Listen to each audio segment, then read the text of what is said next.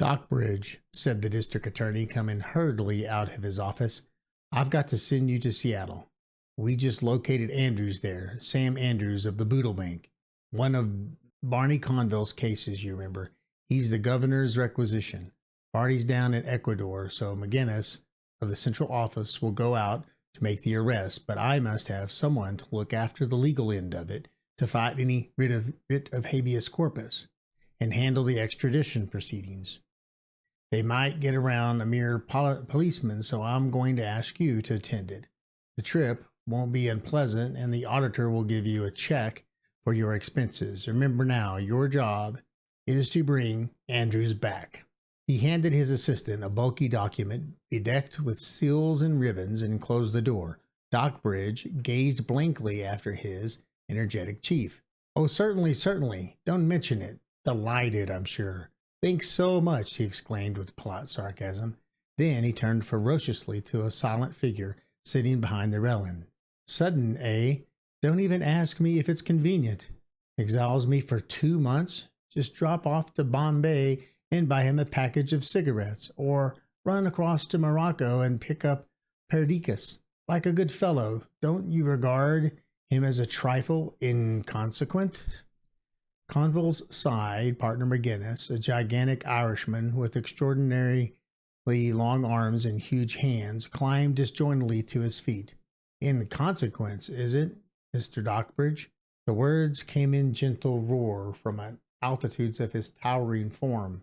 Sure, the inconsequence of it is that we have the pleasure of traveling together. He looks big enough to swing the little assistant lightly upon his shoulder and stride nimbly across the continent with him. An elegant trip it will be. I'm only regretful I can't take me wife along with me. Pat's matrimonial troubles were the common property of the entire force. The only person unconscious of their existence was McGinnis himself. His lady, the daughter of a fat ex-detective Sergeant O'Halloran, made one think inevitably of the small bird that traveled through life roosting on the shoulder of an African buffalo. His domestic life would have been one of wild excitement for the average citizen, but McGinnis had a blind and unwavering faith in the perfection of his spouse.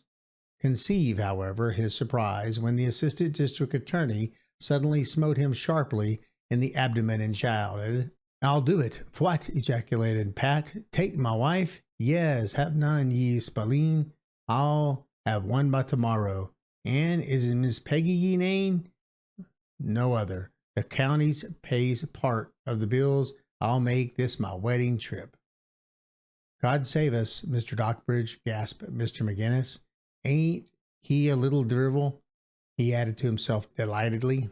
Peggy had at first opposed strenuously Jack's proposition, the idea of going on one's honeymoon with a policeman. Yes, it was all right to combine business and pleasure on occasion, but one did not usually associate business with marriage. At least she hoped she did not, for Jack Dockbridge knew he hadn't a cent, and neither had she. He explained guardedly that the principal reason in favor of the plan that they could be part of their expenses could be paid. Peggy, being a New Englander, acknowledged the force of the argument and pointed out that there was still the policeman. Then Dockbridge pictured the West in glowing colors. While there was so many bad men out there, one actually needed a bodyguard. Had she never heard of the Nagel case? What, not heard of the Nagel case? And she's going to be marrying a lawyer? A newly married pair could not travel alone unprotected. Peggy said he was a fraud and an adulterated fraud, an unabashed liar. Still, she had those furs that had belonged to her mother. She admitted also wondering what the Rockies were like. If she did not marry him now, for how long would he be gone? 6 months? Jack explained that he might be killed by Indians or desperadoes, and the wisdom of her course would undoubtedly be apparent. She could then marry someone else, but that was the reason a policeman would be desirable, and then he was only a sort of policeman himself anyway. One would have made little difference. In the end, they were married. Chapter 2. It was a gay little party of three that left Montreal for Vancouver the following Saturday. The red-headed Patrick pruned his speech and proved himself a most entertaining comrade as he recounted his adventures in securing the return of divers, famous criminals under the difficult process of extradition. He had brought safely back Red McIntosh from New Orleans and Trelawney, the English forger, from Quebec. Had captured Strongarm Moore in St. Louis and had been an important figure in the old Manhattan bank cases. He insisted on addressing Dockbridge as judge and introducing him to all the strangers as "me distinguished friend, the district attorney of New York." There were few passengers for the West, and the triumphant easily became friendly with the conductors, brakemen, and engine hands upon the various divisions. The trip itself proved one unalloyed delight. Peggy sat for hours spellbound at the windows as the train sang along the frozen rails around the ice-bound shores of Superior and through the snow-mantled forest of Ontario. Sometimes the three in furs and mufflers clung to the reverberating platform of the in-car watching the diminished track, or held their breath in the swaying cabin as the engine thundered through the drifts of Manitoba and Assiniboia toward Moose Jaw, Calgary, and the Rockies. In the monotonous hours across the frozen prairie, Peggy learned all the mysteries of the throttle, the magic of the reversing gear, and the pressure valve and the brakes, and once, when there was a clear track for 100 miles, the driver, with his perspiring brow and frosty back, allowed her slender fingers to guide the dangerous steed. For an hour he stood behind her as she opened and closed the valve, pulled the whistle at his direction, and slackened on the curves. She was undeniably pretty. The driver had been stuck on a girl that looked a bit like her out on the Edmonton run. He opined loudly that by the time they reached Vancouver, Peggy could send her along about as well as he could. He repeated this emphatically with much blasphemy to the fireman. Peggy learned in an ecstasy of happiness. At odd moments she pursued diligently her husband's copy of More on Extradition. She didn't intend to be the man of the family. She was too sensible for that, but she saw a reason why a woman should know something about her husband's profession, particularly when it was as exciting as Jack's. 4 days brought them within sight of the mountains, and the next morning they had stopped for water. The whole range of the Canadian Rockies lay above them, their virgin summits sparkling in the winter sun. "Glad you came, Peg," shouted Dockbridge, hurling a featherweight snowball in her direction. As she stood on the platform in silent wonder at the scene, she answered only with a deep inspiration of the dry, cold air. "Sure, ain't we all?" inquired McGinnis, lighting his pipe. "Say, this Bet's old Bowery, the Tenderloin, ain't it in with this? I'd like a camp right here if this is the rest of my old days." This was something so unlikely in this, since, apart from the mountains, the only visible object in the landscape was the watering tank, that they all laughed. As they climbed into the glistening teeth of the divide, clearing at the last first titanic bulwark, now in the darkness of the Stygian tunnels, now bathed in the glittering ether, until sweeping down past the whole magnificent range of the Selkirks, they dropped into the boisterous canon of the Fraser, and he knew that their journey was drawing to a close. The blue shadows of morning melted into the breathless splendor of high noon upon the summit of the world, then reappearing, faded to the purple azure, gray until the blazing sun sank in an iridescent line of burning crescents. Night fell again, and the stars crowded down upon them like myriads of flickering lamps, while the moon swung in and out behind the great peaks. "Sure, it's a sad thing we can't ride in a train drawing the country's money forever," sighed McGinnis as the sunset died over the foaming rapids. "Ah, but we've work to do, Pat," answered Peggy. You mustn't forget Sam Andrews and the Boodle Bank. There's famous and fortune waiting for us. On the rundown of the coast, they held a council of war. Pat was to continue on to Seattle and arrest fugitive, while Jack and Peggy hastened to Olympia to secure the governor's recognition of their credentials and his warrant for the deliverance of Andrews to the representatives of the state of New York. The governor, a short, fat man with a black beard, proved unexpectedly trackable and not only issued the warrant but invited them both to lunch. It developed that he had graduated from Jack's college. Oh yes, he knew Andrews. Not a bad sort at all. One of those fellows that, under pressure of circumstance, had technically violated the law, but a perfect gentleman. Of course, he had to honor their requisition, but he was really sorry to see such a decent fellow as Andrews placed under arrest. He was sure that Sam would take the affair in the proper spirit and return him with voluntarily. You must not be too hard on people. Everybody committed crime inadvertently. There are so many statutes that you never know when you will be stepping over the line. He frankly sympathized with the fugitive, although obliged officially to assist them. You cannot help feeling that way a man you always dined with at the club. Well, the law was the law. He hoped they would have a pleasant trip back. He must return himself to the council chamber to a blasted hearing delegation of a confounded Chinese merchants.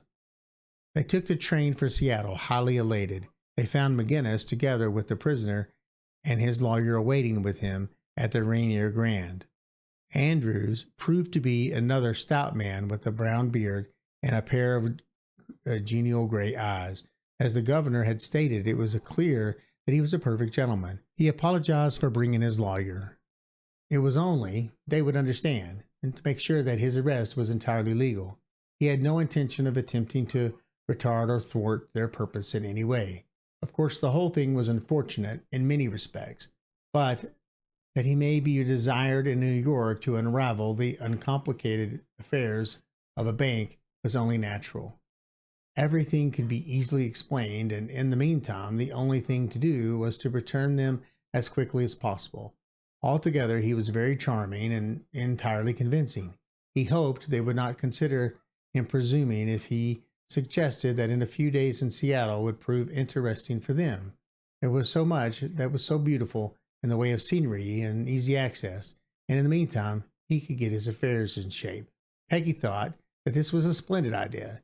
It would mean to take Mr. Andrews away without giving him a chance to say goodbye to his friends, and she wanted to see Victoria in Esquimalt and Tacoma, while Mr. Andrews, in charge of McGinnis, was arranging his business affairs. She and Jack could do the sights. In the meantime, they could all live together at the hotel, and no one need know that Mr. Andrews was under arrest at all. Jack saw no harm in this, and neither did McGinnis. Andrews was politely grateful, and it was the most kind of them to treat him in such courtesy. He hastened to assure them that they would not have any reason to regret so doing. 2 days passed. The Dockbridges wearied themselves with sightseeing, while Andrews busied himself with arrangements to depart. The favorable impression made by the prisoner upon his captors had steadily increased, and in a short time they found themselves regarding him in the light of the most agreeable companion whom fate had thrown in their way. "And now for New York," exclaimed Jack, lighting his cigar as they sat around the dinner table on the evening of the third day after the arrival in Seattle. "How shall we go? Northern Pacific Union or the short line, and across on to the Rock Island?" "Divil a bit do I care," answered Pat, comfortably from behind an enormous Manuel Garcia extravaganza, tendered him by Mr. Andrews. "The longer, the better suits me. It's the country paying me. I ain't looking around in cars down the ground." "What's the prettiest way, Mr. Andrews?" inquired Peggy. "You know the country. Where would you see the most mountains?" Had it not been for the thick clouds of cigar smoke, they would have noticed that the flash of Andrew's gray eyes, which so quickly died away. He hesitated a moment, as if giving the matter the consideration it deserved. "There's practically no choice," he replied at length, knocking the ash from the cigar. "They're all lovely this time of year. The Rock Island is longer, but perhaps it is the more interesting. He paused doubtfully, then resumed his cigar. But Peggy, who was at the thought of the trip, had become all eagerness and observed his manner. You were going to add something, Mr. Andrews. What was it? Andrews smiled. Oh, nothing. I was about to say that if it wasn't such a tough journey, you might go back by way of northern Montana and connect with the Sioux. It's a magnificent trip in the summer, but dare I say pretty cold in the winter. Wonderful scenery, though. Let's go, exclaimed Peggy. That's what we're after, scenery. I don't care if it is cold. I've got my furs, Montana say, and the Sioux, that sounds like Indians. What do you think, Jack? Oh, I don't mind, answered her husband. Andrews knows best. He's been that way, sure if you say so. Andrews hid a smile by lighting another cigar. Chapter 3. All day long the snow had been falling steadily in big fluffy flakes. The heavy train plowed through dense pine-clad ravines, besides torrents buried far below the snow under sheds into whose inky blackness the engine plunged, as into the bowels of the earth across vibrating trestles and up grades that seemed never-ending, where the driving wheels slipped and ground ineffectually, then clutched the sanded rails and slowly forged onward. For 2 days it had been thus, and from the windows only the gently falling, ever falling snow met the eye. Heavy clouds shrouded the shoulders of the mountains, and the gorges between them were choked with mist. And onward, upward, always upward, groaned the train. Inside Jack's compartment in the first Pullman sat the 4 members of our party playing cards, now on the best of terms. They had long since given up condoling upon the weather and had settled down to make the best of it with cards, chessboard, and books. Between McGinnis and the prisoners flowed an unending stream of anecdotes and adventures. It could not be denied that the erstwhile bank president was a man of much culture and wide reading. He had studied for the bar and from time to time astounded Dockbridge by the acuteness of his mental processes. This was the afternoon of the second day, and they were just competing their 13th rubber of whist. The snow fell thicker as the light waned. Soon the lamps were lighted and the shades were drawn. The through passengers on the train were few, and the good-natured conductor had adopted the party for the trip. We're most of the top of the pass, he remarked, as he paused to inspect Jack's hand over his shoulder. Should I make it an hour ago, but for this blank snow, I never saw it so thick. Too bad you've missed the whole range, and tomorrow morning we'll be at the Cerise, and then nothing but prairie all across Dakota. When you wake up, the mountains, it'll be 200 miles west of you. Hard luck. My trick, said Andrews. What's the conductor? Cerise tomorrow morn and stops tonight? Nope. Clear downhill track all the way. There's a flag station an hour beyond the divide, Ferguson's Gulch, and sometimes we stop for water at Red River. There's no regular station there, and Jim wants to make up time, so I reckon we'll make up the run without stopping. Are you folks ready for dinner? The strain on the wheels suddenly relaxed, and it seemed as though the whole train sighed with relief. Ahead, the engine gave a succession of quick snorts, as if rejoicing at it once reaching a level. The train gathered headway. She's over the divide, announced the conductor, taking a bite from the plug of tobacco carefully wrapped in his red silk handkerchief. Now Jim can let her run. What do you call the divide? Asked Peggy. The Lower Kootenai, he asked. Oh, it's great here in the summer. Finest in Canada, in my opinion. In Canada? Exclaimed Dockbridge with a start. What do you mean? Are we in Canada? You've been in Canada since 3 o'clock, was the reply. We crossed the lower left-hand corner of Alberta, took on the map there in the folder. After making the divide, we drop right back down into Montana. I couldn't cross the Rockies at the point without leaving the States for a few miles. The conductor arose and unfolded the map. You see here where we leave Clark Fork? Then we skirt this range, turning north, following that river there, and the north branch up Flathead, and so over the line we turn and Jam right through the range. 2 hours from now, he'll be back in the good old U.S. Stockbridge had started to his feet and was staring intently at the map. It was only too true. They were in Canada. In Canada. They were holding a prisoner without due process of law. The warrant of the governors of New York and Washington were valueless in His Majesty's dominion. Did Andrews know? Jack pretended to study the map before him and glanced fugitively across the table. Pat was scowling ferociously at the cards before him, and Andrews was lighting a cigarette. Apparently, he had heard nothing or had paid no attention to what the conductor was saying. With his brain in a whirl, Stockbridge folded up the timetable and handed it back. "Well, I'm getting ravenous," he remarked. Just then the porter appeared from the direction of the buffet car carrying their evening meal. "Same here," echoed Andrews. For an hour or more they lingered over the table. Andrews, seemingly in unusually good spirits, Stockbridge ceased to feel any uneasiness. He realized how easily he might have been trapped, but no harm was done in the present instance, for the minute section of the Alberta, which they traversed, offered no opportunities for the securing of a legal process by which their prisoner could be released. Again, Andrews had not urged the route upon them. That had been Peggy's doing, and moreover, he was not returning with them on his own free will. No, it was absurd to have been upset at such a trifling matter. "What do you say to some more whists? You and I'll be partners this time, Andrews." The things were cleared from the table and they began again. The speed of the train seemed to have increased, and the cars swayed from side to side as they sped down the grade. Peggy raised the shade and looked out.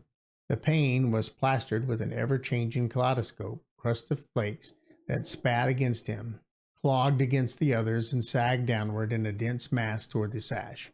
At the top of the glass, the storm could be seen whirling down its myriads outside.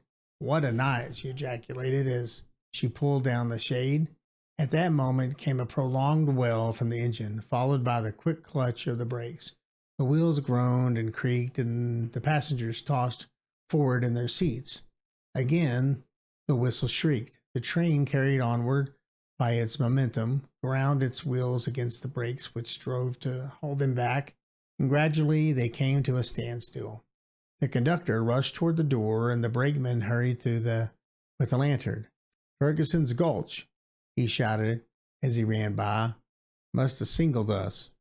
Stockbridge's heart dropped a beat, and he glanced apprehensively toward Andrews. The latter was smiling, but the hand that held his cigar trembled a very little.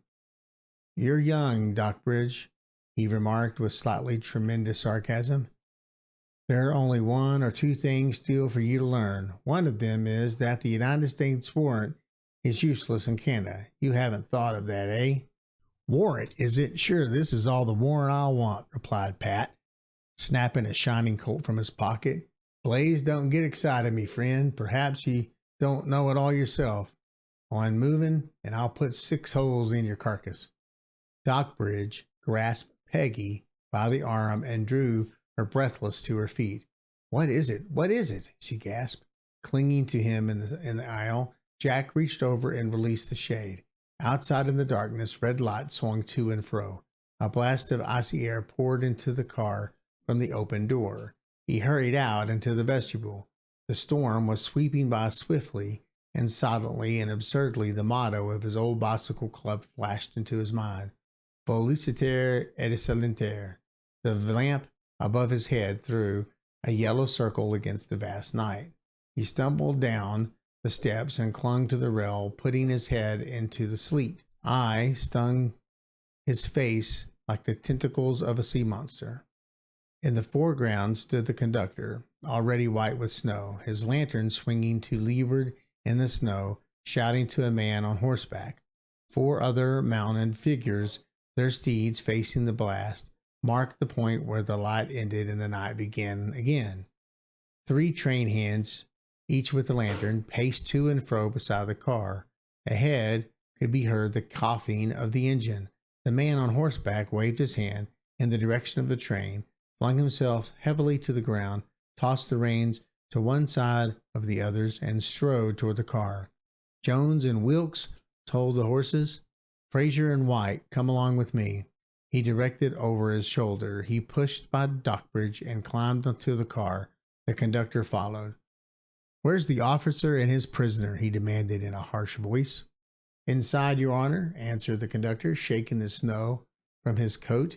This is Mr. Dockbridge, the district attorney of New York. Oh, grunted the stranger. He was an immense man with a heavy jet black beard and a hair in thick curls all over his head. A broad-brimmed sombrero cast a deep shadow over his features, heightened their natural unpleasantness. Two of the others now jumped upon the platform and into the car, and Dockbridge saw that they wore some kind of uniform, that the lining on their overcoats was red. Peggy cowered to one side as the three strangers forced their way by her and paused at the door of the compartment. Is Mr. Andrews here? Inquired the one whom the others addressed as Judge. I am Mr. Andrews. This is the officer who holds me custody. Serve him, he growled. The one addressed took from beneath his coat a bundle of papers and selected one, handed it to Mr. McGinnis, who let it fall to the floor without a word. Put up that pistol, continued the judge. At this moment, Dockbridge, who had listened as if dazed to colloquy, now mastered sufficient courage to assert himself. Here's what's all this, he exclaimed, in as determined a manner as he could manage to assume. What are you doing in my compartment with your wet feet? Who the devil are you, anyway? He squeezed by his huge antagonist and took his hand by Mr. McGinnis. This conductor and his majority of train hands had crowded into the passageway and filled the door with their dripping and astonished faces. The officer had handed another paper to Dockbridge. This is Judge Peters, sir, and this paper is a writ of habeas corpus. Returning forthwith, sir, said the man.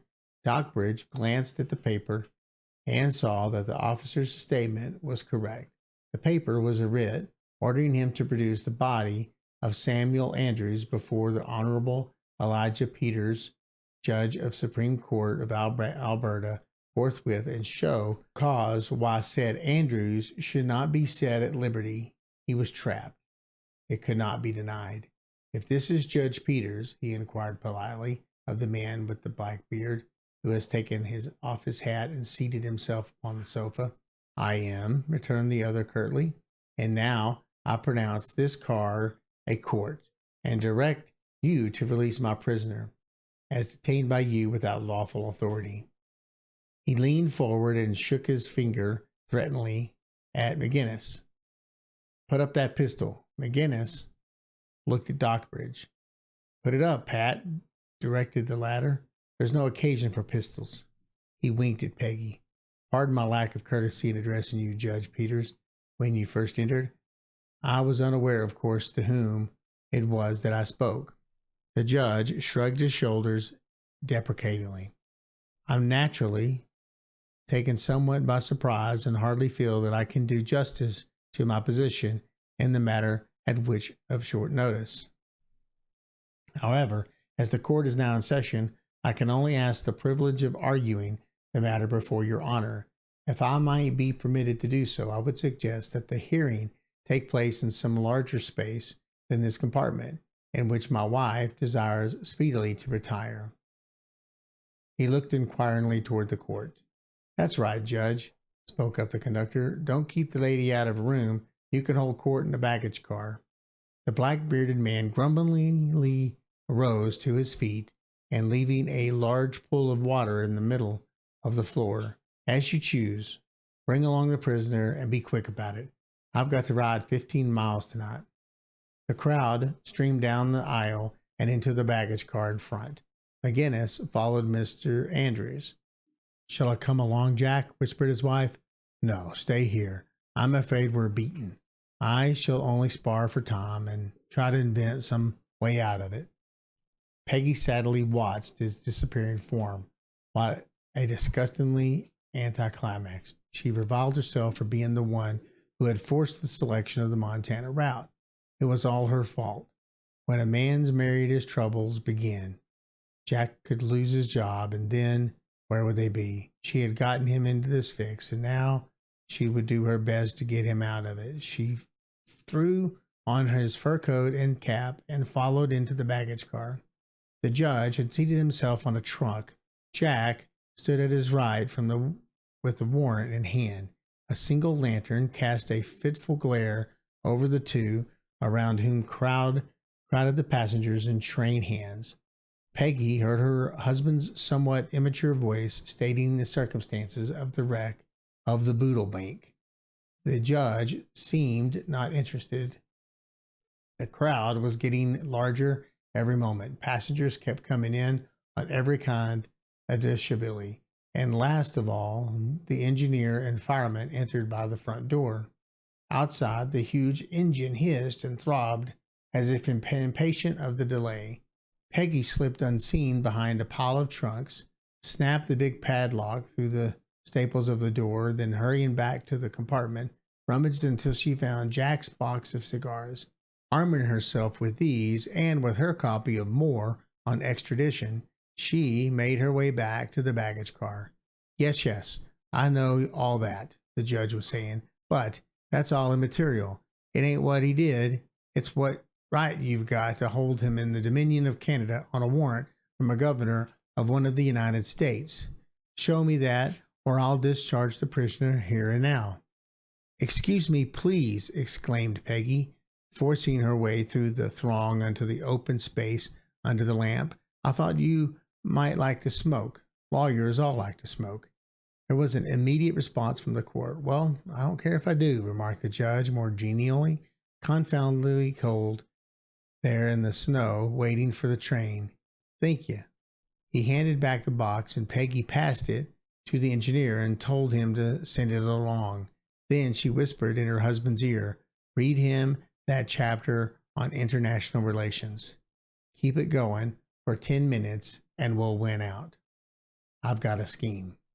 Stockbridge took the book, opened it deliberately, and lighted the cigar for himself. Peggy pushed back through the spectators to the sleeping car. Only a solitary brakeman remained outside in the snow, stamping and swinging his arms. Halloo, Mr. Sanders, said Peggy. You ought to go in and hear the arguments. They're having a regular smoke talk. It's so thick I can't breathe. They're giving away cigars. I should think you would freeze. Well, I'm froze already, answered Sanders. I reckon I'll go in and hear the fun. It's that straight about the cigars. Of course it is, laughed Peggy, while Sanders climbed on board. The snow swept by in the clouds as Becky gave one glance at the retreating form of the brakeman and jumped down into the night. Chapter 4. The judge threw back his burly form against the side of the car and exhaled a thick cloud of smoke.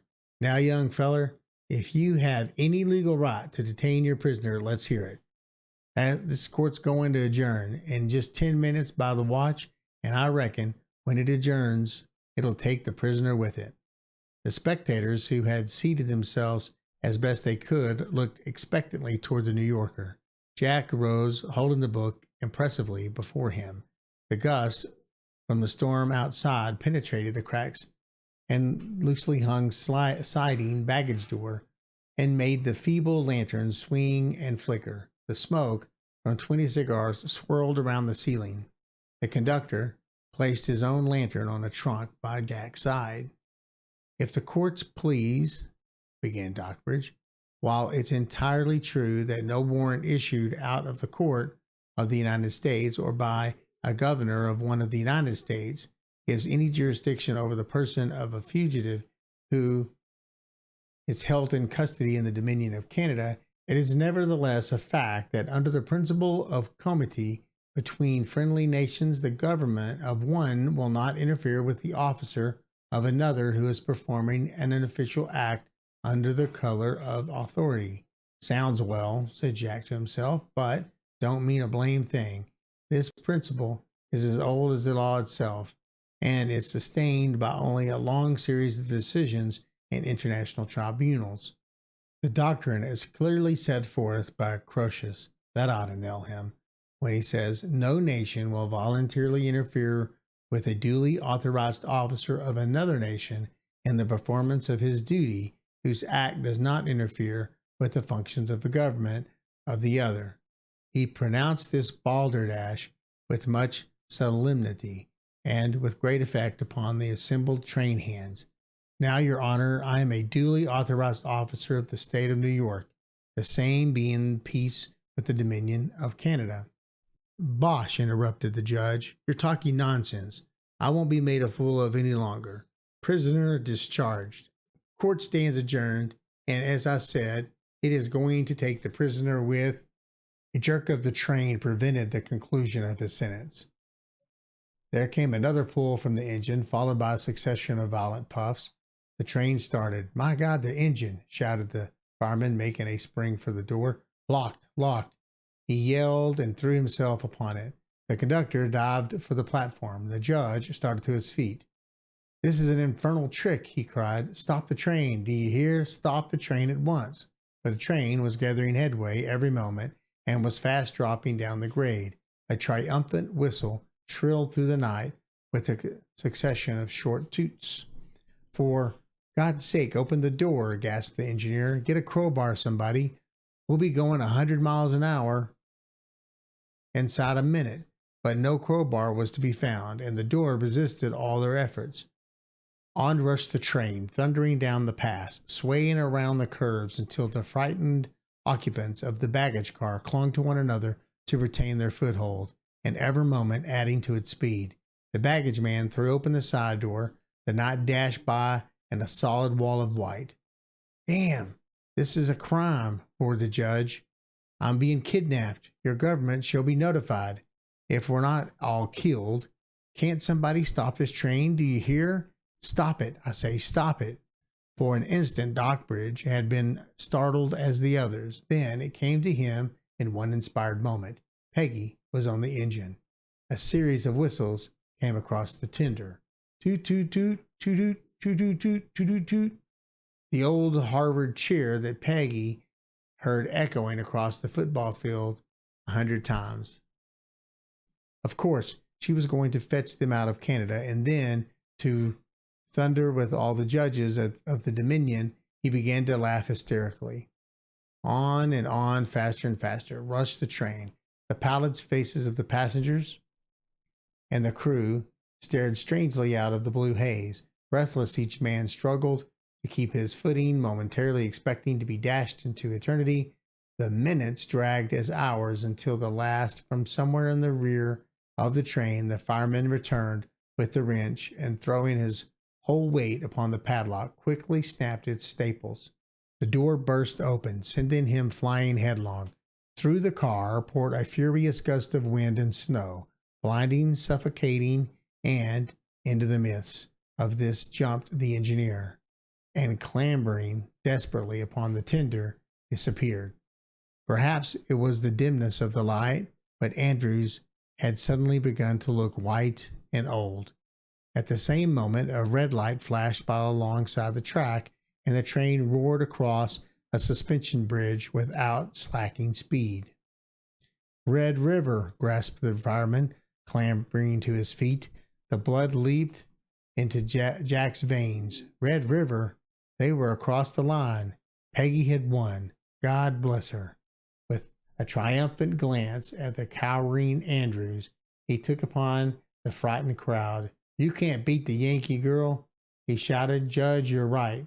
We've adjourned court and are taking the prisoner with us into the United States. This was Extradition, written by Arthur C. Train, published in Great Detective Stories in 1928, narrated by Conan Stewart for Tales Reawakened on YouTube.